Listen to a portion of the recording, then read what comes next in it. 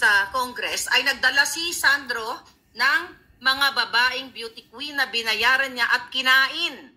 Di ba uso ngayon yung kainan? Kainan ng kipay. Di ba trending ngayon yung kainan ni Ng yung kipay. Rob Gomez. Actually, hindi ko expert ang showbiz, pero sige, tackle muna natin ng konti yan bago tayo sa kainan sa Congress.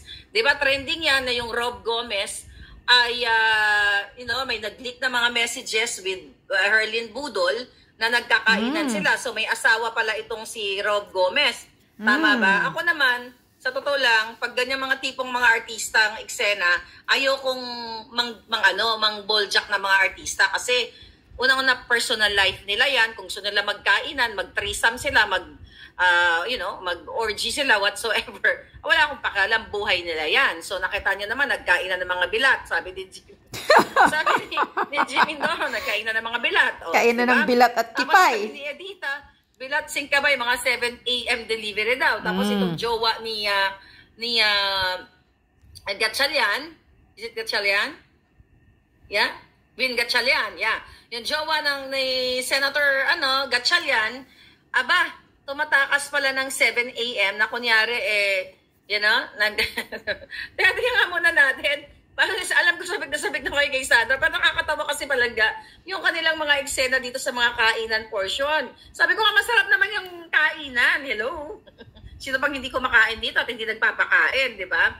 So, ang nakakaloka, itong si Bianca Manalo ay tinaihan, sabi ni Edita Moles. Itong Bianca Manalo, nag-celebrate pa yan ng kanyang birthday nung inimbitahin ang mga senador doon sa Malacanang, di ba? May pa-tweetams pa sila doon ni Gatchalian. Sa Malacanang so anyway, may mga videos o TikTok ako nakikita na habang tulog si Gatchalian ay nag-emote-emote itong si Bianca Manalo. Maintindihan mo naman talaga si Bianca na makikipagkainan dito kay Rob. Kasi nga ang itsura ni Gatchalian doon. Ay nako, talagang hindi mo ma-drawing kahit na elementary na artist, hindi mo talaga ma-drawing yung nakahiga yung pagmumuka. Talagang I'm sorry mga palangga, pero hindi mo kayang kainin. Sa totoo lang, yung itsura. Hindi mo kayang kain, bilas sa itsura eh.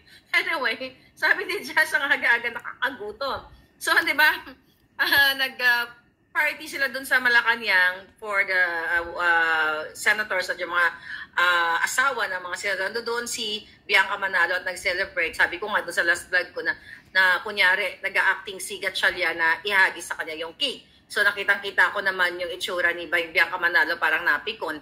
Yung pala, siguro may mga inner chuva eklabush na ito. Kaya natin pag-uusapan si Gatchalian dahil senador yan.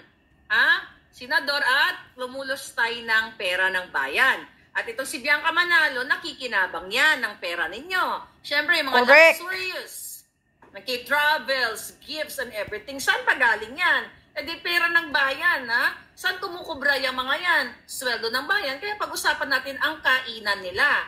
Okay. Kain mo na more. Kain pa more. Okay. So, ang explanation ni Bianca Manalo doon, dahil, di ba yung sa text messages na, is not here, di ba? Yung referring to, well, we can only speculate, pero he's not here. Sabi niya kay Rob, so sino yung he's not here? Alam nga naman, sawa, di ba? Sawa or aso, di ba? So, sinandya kay Rob Gomez pala, para magtatagpo sila. So, anyway, wala akong pakialam kahit magtsuk-tsak-cheni sila sa kalsada, sa bubong, o sa lamesa, o sa burner, sa stove. I don't care. So, ngayon, mga kababayan, siyempre kung todo deny itong si Bianca Manalo. So, anyway,